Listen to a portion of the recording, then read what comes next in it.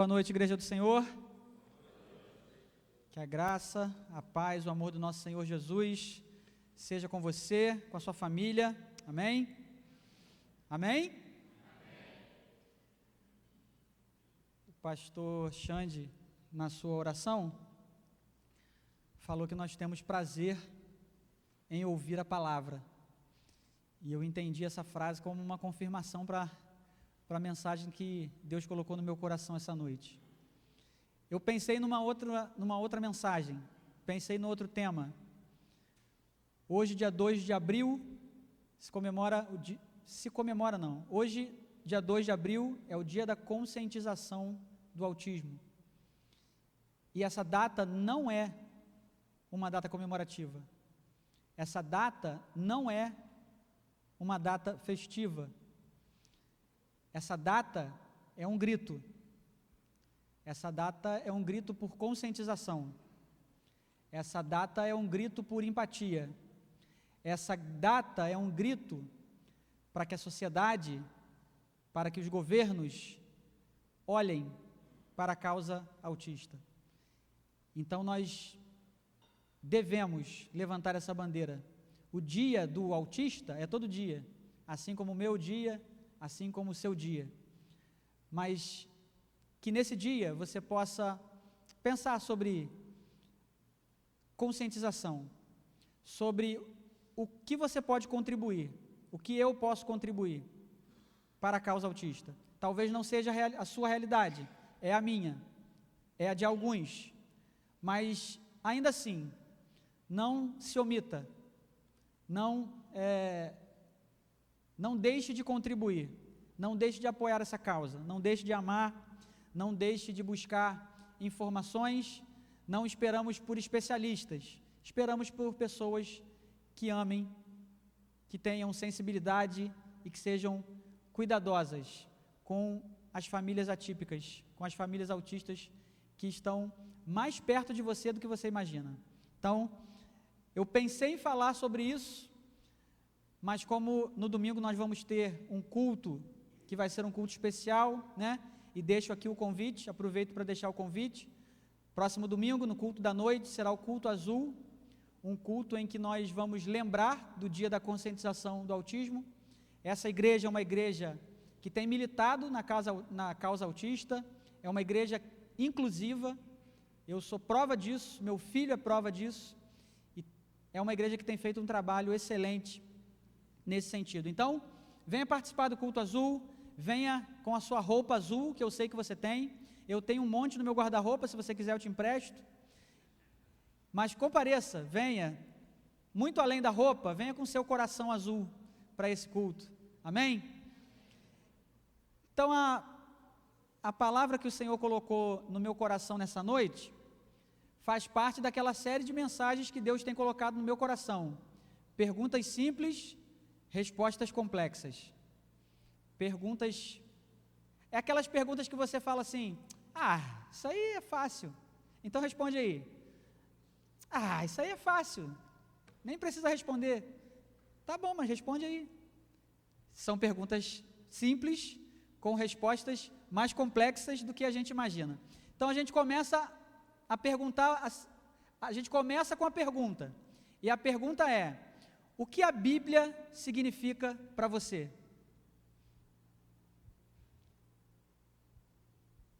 Qual é o valor da Bíblia, qual é a influência da palavra de Deus na sua vida?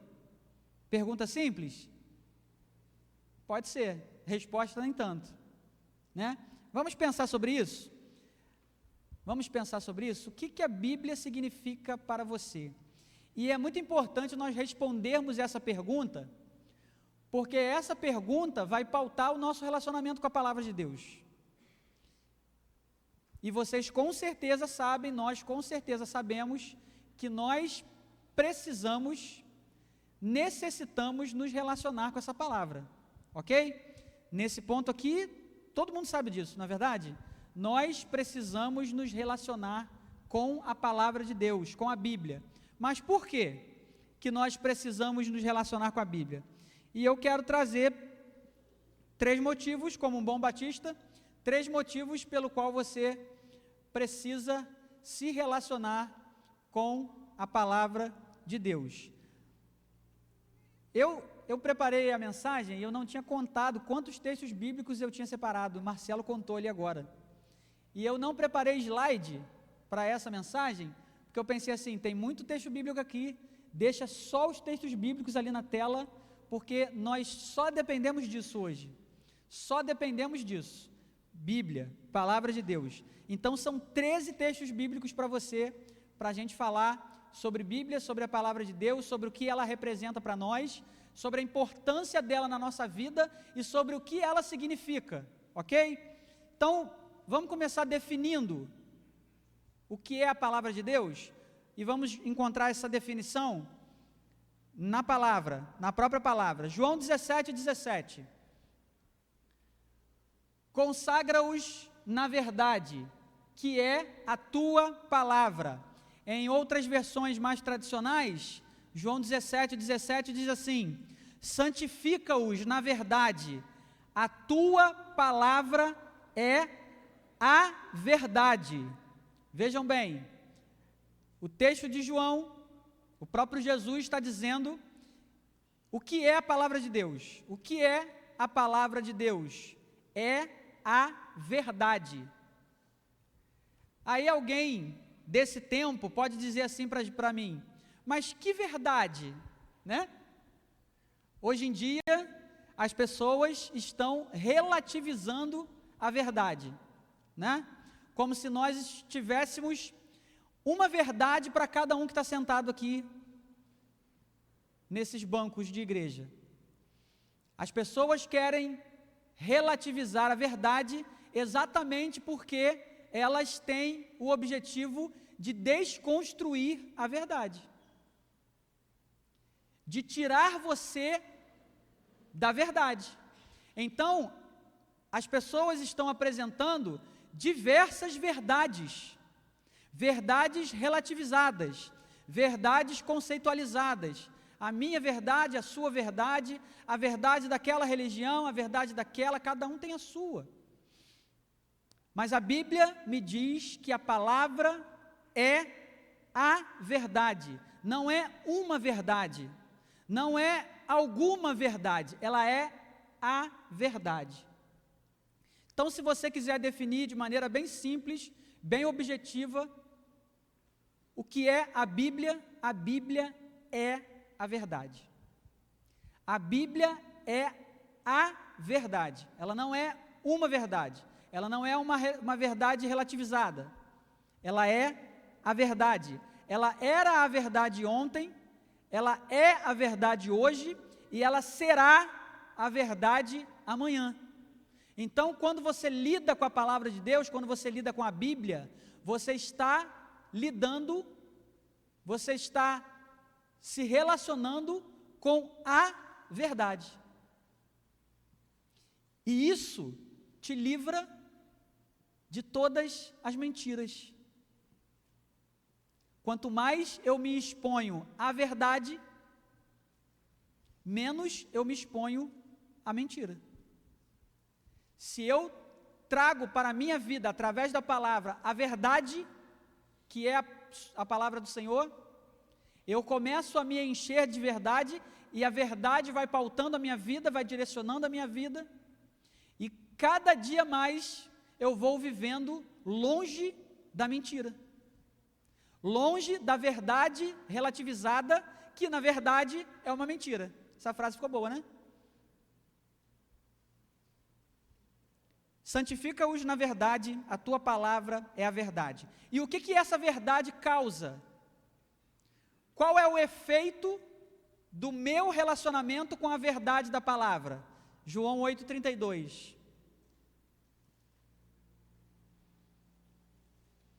Textos simples, textos que você já conhece, textos que alguns aqui já têm decorado, mas são verdades que precisamos ouvir hoje.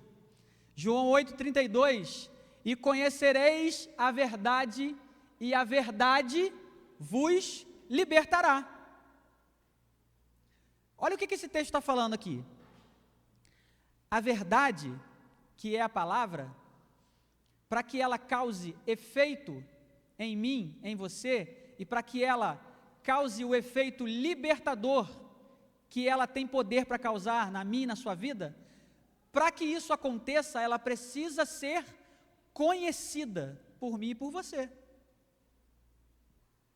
Ela precisa ser conhecida por mim e por você. Nós podemos dizer que conhecemos a palavra? Você pode dizer que conhece a palavra? Que conhece a verdade da palavra de Deus? Você pode dizer isso? Se você verdadeiramente conhece a palavra de Deus, essa palavra trouxe para a sua vida libertação. Essa verdade, ela tem poder de libertar. De nos libertar de quê? Do pecado, da mentira, do engano, da ignorância. Ela tem poder para te arrancar das cadeias, da falta de conhecimento, da falta de maturidade. Ela tem poder para te libertar da escuridão, das trevas. Ela tem esse poder, mas ela só tem esse poder na vida de quem conhece a palavra. Para que eu conheça a palavra, eu preciso me relacionar com essa palavra. O pastor Billy Graham, ele tem uma entrevista que ele concedeu já no fim da sua vida. Essa entrevista é fantástica. Quem tiver oportunidade, você encontra essa entrevista no YouTube. Você pesquisa lá, entrevista pastor Billy Graham, e você vai encontrar um senhor, cabelos brancos, sendo entrevistado e falando sobre a sua vida. E tem uma parte dessa entrevista que ele fala sobre a relação dele com a Bíblia, sobre a relação dele com a palavra. E ele diz para o repórter que toda vez que ele se preparava para abrir a Bíblia, antes de abrir a Bíblia, ele fazia uma oração muito objetiva e muito simples. Ele dizia assim: Senhor, confronta-me com a tua palavra. Senhor, confronta-me com a tua palavra. E ele diz que ele não parava de ler o texto bíblico enquanto ele não se sentia confrontado, enquanto ele não se sentia envergonhado, enquanto ele não percebia que havia algo na palavra que ele ainda não conhecia, que ele ainda não praticava, que ele precisava melhorar, que ele precisava aperfeiçoar na prática da sua vida. Então, o meu relacionamento com a palavra, ela precisa ser um relacionamento de confronto. É interessante porque alguns querem usar a Bíblia só para ler textos que afagam o ego, só para ler textos que confirmem que aquela pessoa está no caminho certo. Textos difíceis, textos confrontadores, não, esses eu evito. Então, a forma como eu vejo o texto bíblico, a forma como eu entendo a palavra de Deus, o significado que a palavra de Deus tem para mim, vai fazer toda a diferença no meu relacionamento com ela. Eu vejo a Bíblia como uma caixinha de desejos? Alguns veem. Eu vejo a Bíblia como uma caixinha de promessas? Alguns veem assim, dessa maneira. Eu vejo a Bíblia como um livro histórico? Alguns veem. Eu vejo a Bíblia como um livro de regras, daquilo que eu posso e daquilo que eu não posso fazer? Alguns veem dessa maneira. E entenda uma coisa: o nosso relacionamento, o nosso conhecimento e o nosso relacionamento com a palavra de Deus estão intimamente ligados com o nosso conhecimento e o nosso relacionamento com Deus. Porque se eu não me relaciono com a palavra de Deus, como eu posso dizer que me relaciono com Deus? Então, diga para mim, qual é o seu nível de relacionamento com a palavra, e eu vou dizer para você qual é o seu nível de relacionamento com Deus. Pense a respeito do seu nível de relacionamento com a palavra e você vai ter a resposta para o seu nível de relacionamento com Deus. O que nós não podemos fazer é dissociar os dois, a palavra com Deus, porque a palavra é de Deus. E aqui eu abro o primeiro ponto. O que significa a palavra de Deus? Entre tantas definições que nós poderíamos ter, essa definição veio de encontro ao meu coração. Primeiro ponto que eu queria trazer sobre o significado da palavra de Deus. A palavra de Deus, a Bíblia, nada mais é do que Deus se apresentando a você. Vou repetir. A palavra de Deus, a Bíblia, ela é Deus se apresentando a você. A pessoa de Deus se apresentando a você. E sabe como que a gente infere isso? Sabe como a gente chega a essa conclusão? Entendendo que Deus é um ser pessoal e relacional. Deus é um ser pessoal e relacional. Deus, Ele quer se relacionar contigo. Ele quer se relacionar comigo, porque Ele é um ser relacional. Então, na palavra de Deus, eu encontro a revelação de quem Ele é. A Bíblia, ela é a revelação de quem Deus é. E na Bíblia, nós encontramos o Deus que se apresenta à sua criação. Na Bíblia, nós encontramos o Criador que se deixa conhecer pela sua criação. Olha que coisa linda.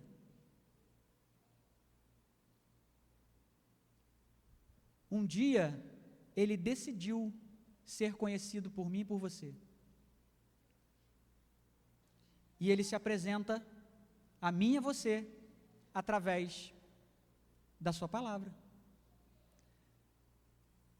Só um versículo para trazer essa ideia de Deus como um ser pessoal, um Deus que se relaciona, um Deus que deseja se relacionar comigo e com você. Isaías 57:15.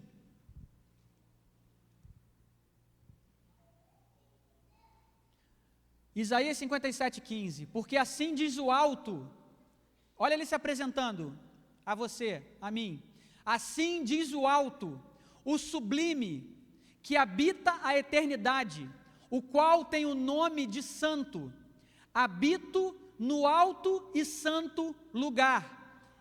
Até aqui ele está se apresentando, ele está dizendo quem ele é. Agora olha como o texto segue, mas habito também com o contrito e abatido de espírito, para vivificar o espírito dos abatidos e vivificar o coração dos contritos. Olha que texto maravilhoso. Deus está se apresentando como o alto, o sublime, o santo, o todo-poderoso, mas Ele também se apresenta como aquele que quer se relacionar com o contrito, que quer se relacionar com o quebrantado, que quer estar junto com aquele que está sofrendo. Esse é o nosso Deus, e Ele se apresenta na sua palavra. E se eu não me relaciono com a sua palavra, como eu vou conhecê-lo? Se você for aí fora, você pode perguntar para alguém assim que esteja passando na rua, você conhece a Deus? Aí a pessoa vai dizer, sim, conheço. Todo mundo conhece a Deus. Todo mundo conhece a Deus. Mas isso faz parte, eu tenho pesquisado um pouquinho sobre isso, estudado sobre isso. Isso faz parte de um efeito que é estudado na análise comportamental. A análise comportamental tem um efeito chamado de efeito Dunning-Kruger. Efeito Dunning-Kruger. E sabe o que é o efeito Dunning-Kruger? O efeito Dunning-Kruger pode ser observado na pessoa que quanto mais diz que sabe alguma coisa, menos ela sabe. E não é interessante isso? Não é que a gente encontra pessoas assim?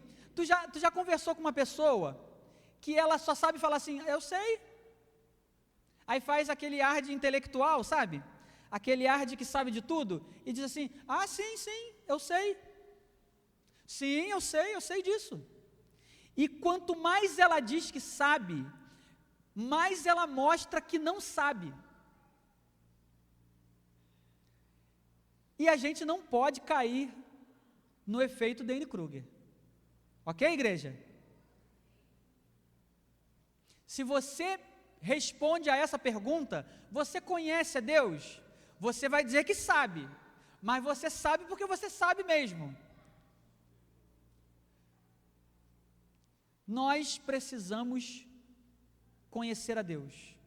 Nós precisamos nos relacionar com Deus. E nós só conseguiremos fazer isso na medida em que nós nos relacionarmos com a sua palavra.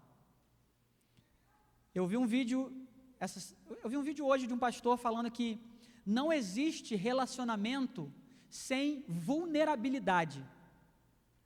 Não existe relacionamento sem vulnerabilidade. Então, se eu quiser ser conhecido por alguém, me relacionar com alguém, se eu quiser conhecer alguém, eu preciso ser vulnerável. Eu preciso, numa certa medida, me expor. Eu preciso demonstrar quem eu sou, eu preciso compartilhar, eu preciso falar das minhas questões, das minhas necessidades. Eu preciso, de alguma maneira, ser vulnerável, me expor nesse relacionamento, para que eu possa alimentar esse relacionamento, para que possa haver cumplicidade, confiança e tudo mais. E na palavra não é diferente. No meu relacionamento com Deus, eu preciso ser vulnerável.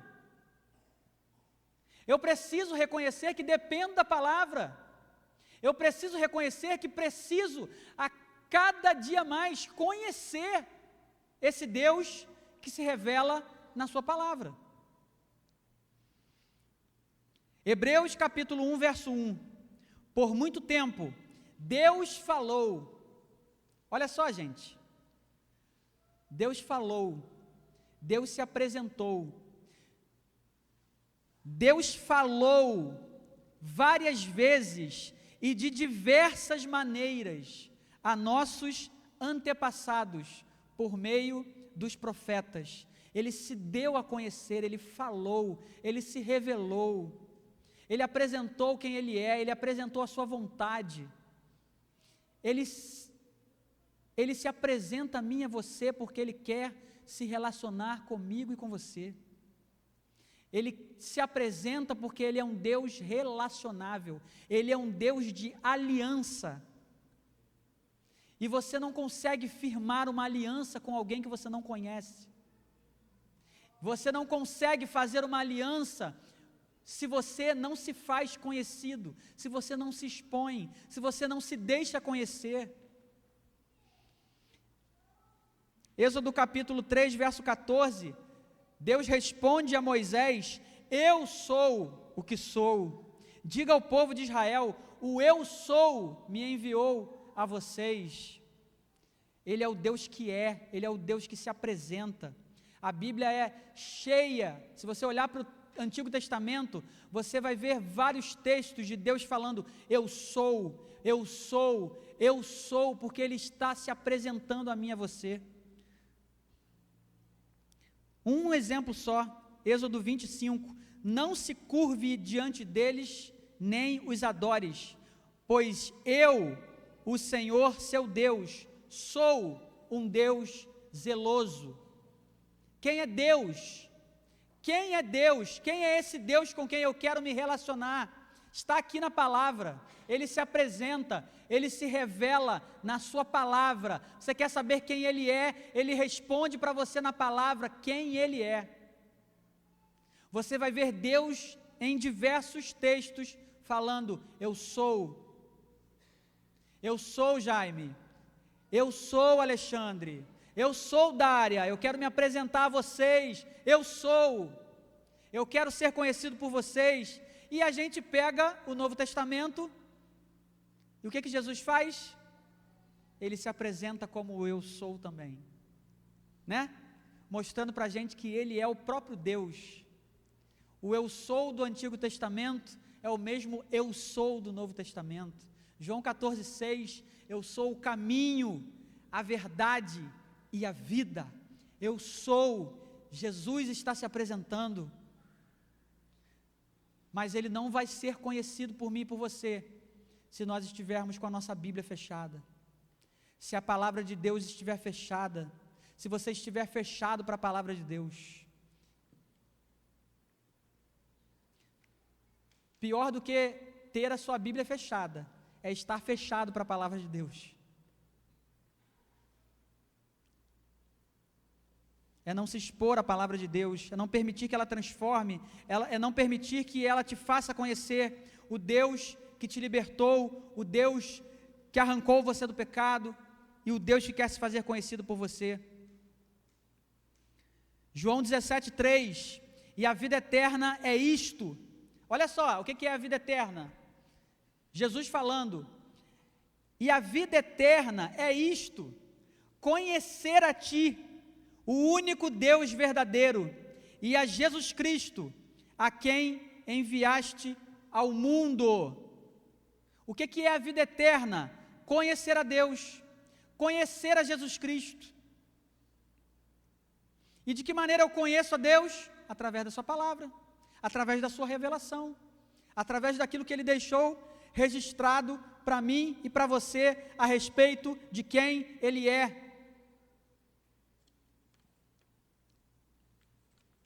Então nós aprendemos que a Bíblia se trata de Deus se apresentando a você. Mas nós podemos olhar para um outro ângulo também, e podemos chegar à conclusão de que a Bíblia é Deus apresentando você a você mesmo. A Bíblia também é Deus apresentando você a você mesmo. Já reparou isso? Já percebeu isso na Bíblia? Se na Bíblia nós conhecemos quem Deus é, na Bíblia também nós conhecemos quem nós somos. Gênesis capítulo 1, versos 26 a 28 e o verso 31.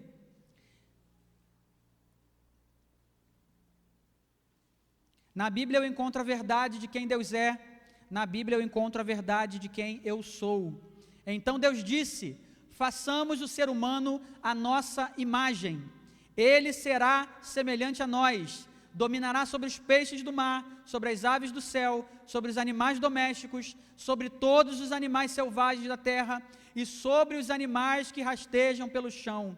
Assim, Deus criou os seres humanos à sua própria imagem, a imagem de Deus os criou, homem e mulher os criou. Então Deus abençoou o dia e disse, sejam férteis e multipliquem-se, encham e governem a terra, dominem sobre os peixes do mar, sobre as aves do céu e sobre todos os animais que rastejam pelo chão.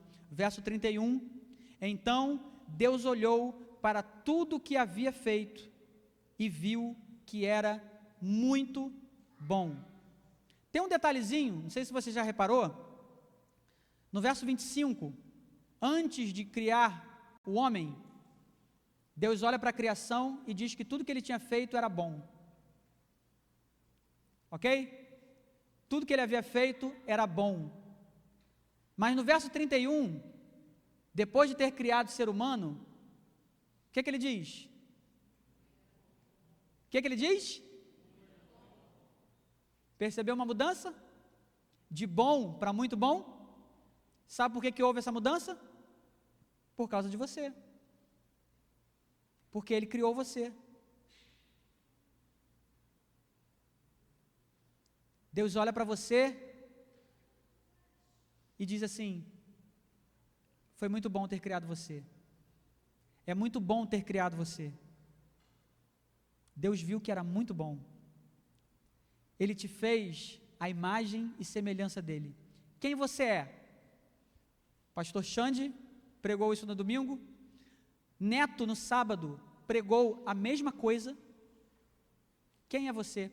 Neto fez uma dinâmica. E aí ele foi com o microfone andando pelo corredor e perguntando assim, quem é você? Aí as pessoas falavam o nome. Quem é você? Aí falava o nome. Quem é você? Ele perguntou para umas 5 pessoas. E as 5 pessoas, quando perguntadas quem é você, falaram o nome. Aí Neto falou assim: eu vou dizer quem eu sou. Eu sou servo de Deus. Eu sou pai. Sou esposo. Sou um ótimo profissional. Esse é quem eu sou. Então, quando você se apresentar e quando alguém perguntar para você assim, quem você é, o seu nome não é suficiente para dizer quem você é. Quando você for perguntado da próxima vez, você pode responder assim: eu sou imagem e semelhança de Deus. Tem definição melhor do que essa? E essa é a verdade. Essa é a verdade, você é a imagem e semelhança de Deus. Deus comunicou a você alguns atributos que eram só deles, que eram só dele. A capacidade de amar, a capacidade de perdoar, a capacidade de ter misericórdia. Ele comunicou isso a você. Nisso nós somos iguais a Ele. O pecado desvirtuou essa imagem. E foi por isso que Ele enviou o Seu Filho para morrer no nosso lugar, para que nós retomássemos a nossa condição, para que nós voltássemos para a verdade de quem nós somos. Essa é a verdade de quem você é. As circunstâncias, as palavras, as pessoas não definem quem você é. Quem você é está registrado na verdade da palavra de Deus. E Deus diz que você é imagem e semelhança dele. Deus diz que você é amado. Deus diz em Efésios 2:10 que você é obra-prima da criação. E quando Deus olha para você, Ele diz que é muito bom. Esse é quem você é. Efésios 2:10, pois somos obra-prima de Deus, criados em Cristo Jesus, a fim de realizar as boas obras que Ele de antemão planejou para nós. Ele se apresenta a você, Ele apresenta você a você mesmo, Ele não deixa dúvida de que nos ama, Ele não deixa dúvida de que nos planejou. E aqui eu faço gancho para a última definição do que é a Bíblia. Já falei que a Bíblia é Deus se apresentando a você, já falei que a Bíblia é Deus apresentando você a você mesmo, e termino dizendo que a Bíblia é Deus apresentando um plano de vida abundante para você. Quando o texto diz que, em Efésios 2:10, que Ele planejou, é porque Ele tem um plano para você. Ele tem um plano para mim e para você. Você não é uma obra do acaso, você é obra-prima dEle, planejado por Ele, desejado por Ele, e Ele tem planos para você. Jeremias 29:11, porque eu sei os planos que tenho para vocês, diz o Senhor, são planos de bem e não de mal, para lhes dar o futuro pelo qual anseiam.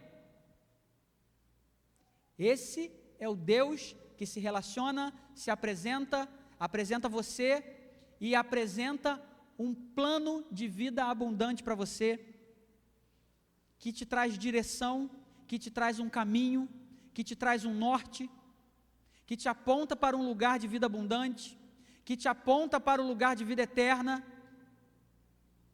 Essa é a vida que Deus tem para você, e a vida que Deus tem para você está registrada, relatada na Bíblia Sagrada, na palavra dEle. E se eu não me relaciono com essa palavra,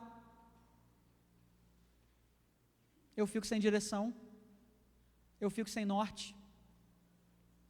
Se eu não me relaciono com essa palavra, qualquer um que apontar para mim vai ser o norte. Qualquer pessoa que apontar para mim, aqui ó, é para lá ó.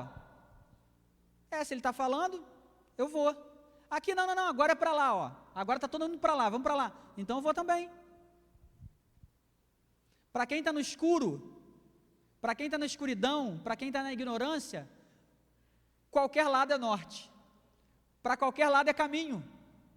Mas se eu me relaciono com a palavra, se eu me relaciono com a Bíblia, se eu me exponho a ela, se eu sou confrontado por ela, se eu me deixo moldar por essa palavra, eu encontro direção para uma vida abundante, para a vida que Deus tem para mim. Salmo 119, 105, a tua palavra é lâmpada para os meus pés e luz para o meu caminho. O que o salmista está dizendo? Que a palavra me dá direção, a palavra me dá orientação, a palavra me coloca dentro do propósito de Deus, dentro da vontade de Deus, dentro dos planos de vida abundante que Deus tem para mim.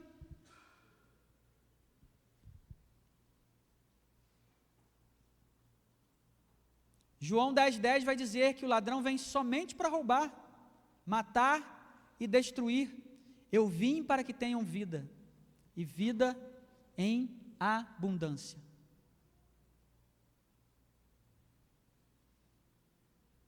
O que significa a palavra de Deus para você? O que ela é para você? Será que nós temos a verdadeira compreensão do que ela é? Do que ela representa? Do que ela significa? Será que nós temos o real entendimento da importância da palavra de Deus na minha vida? Da importância de me relacionar com ela? Da importância de me deixar moldar por ela? De não tratá-la simplesmente como um livro histórico, como um livro de regrinhas, como uma caixa de promessas. A palavra de Deus é muito mais do que isso. A palavra de Deus é uma carta de amor do seu Criador para você. Amém, igreja? A palavra de Deus é uma carta de amor do seu Criador para você. Ela é uma carta de amor. Ele se deixou revelar. O Deus sublime, alto, poderoso, maravilhoso, santo. Ele se deixou conhecer a nós, tão miseráveis, tão pequenos, tão falhos. E Ele fez isso porque Ele quer se relacionar com você. Ele quer se fazer conhecido e Ele quer que você se conheça também. Então a Bíblia ela é uma carta de amor do Criador para todos nós. E se ela é uma carta de amor, e se ela nos apresenta também, nós podemos dizer que a Bíblia também é a nossa verdadeira certidão de nascimento. A Bíblia é a sua verdadeira certidão de nascimento. A Bíblia aponta para o lugar de onde você veio. A Bíblia aponta para aquele que te criou. A Bíblia diz que você pertence a Ele, que você é obra-prima dEle. Então a Bíblia, ela é a sua certidão de nascimento. Ela apresenta a sua origem. Ela apresenta a sua descendência. Amém? E se a gente entende a Bíblia também como um plano de vida abundante para nós, então nós podemos dizer que a Bíblia também é um plano de carreira. A Bíblia é um plano de carreira para nós.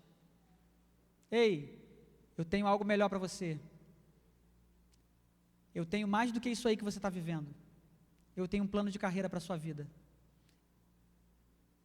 Eu quero viver a eternidade contigo. Você está preso a esse lugar aqui? Você está preso a esse tempo aqui? Eu tenho algo muito melhor para você. E eu quero que você conheça a minha vontade para você. Eu quero que você conheça o meu propósito para você. Você quer conhecer? Você quer conhecer, sim ou não? Amém? Você quer conhecer esse Deus? Amém? Você quer se conhecer? Amém? Você quer conhecer o plano de vida abundante que Ele tem para você? Amém? Então comece a se relacionar com essa palavra aqui, com esse livro aqui, de uma maneira que você nunca se relacionou antes. Comece a olhar para a importância desse texto, dessa coleção de livros. Comece a pensar na importância dessa biblioteca que você carrega aqui. É o nosso manual, é a nossa bússola. E Ele deixou tudo isso para mim e para você. Não permita que esse século tente invalidar o que essa palavra significa para você.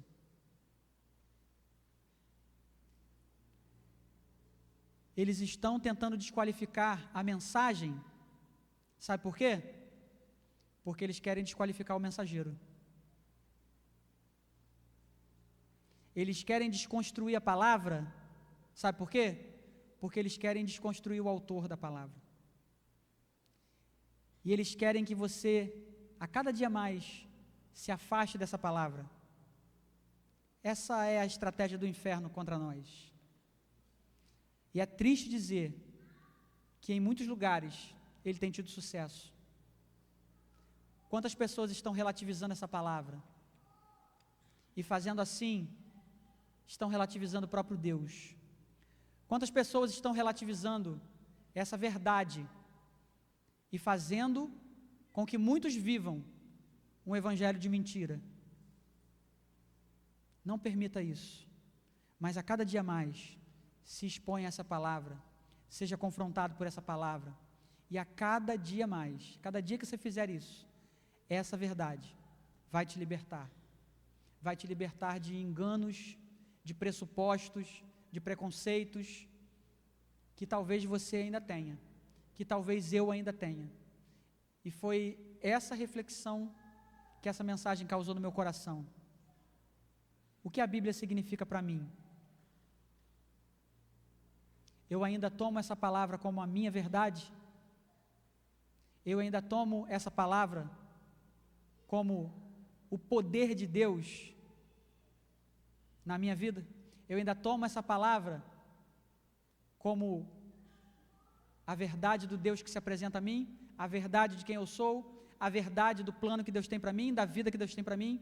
Será que eu ainda faço isso? Fique de pé e vamos orar. Eu não quero te perguntar diretamente, mas eu quero que você pense sobre isso.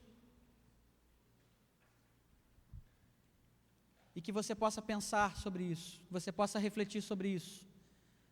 Durante o próximo louvor, você vai estar aí, contrito, quebrantado diante do Senhor, com seus olhos fechados. Não pense, não olhe para quem está do seu lado, mas pense sobre isso. Pense na sua relação com a palavra de Deus. Pense sobre isso. E pense que a sua relação com a palavra de Deus está diretamente ligada com a sua relação com o próprio Deus. E depois do louvor nós vamos orar, encerrando.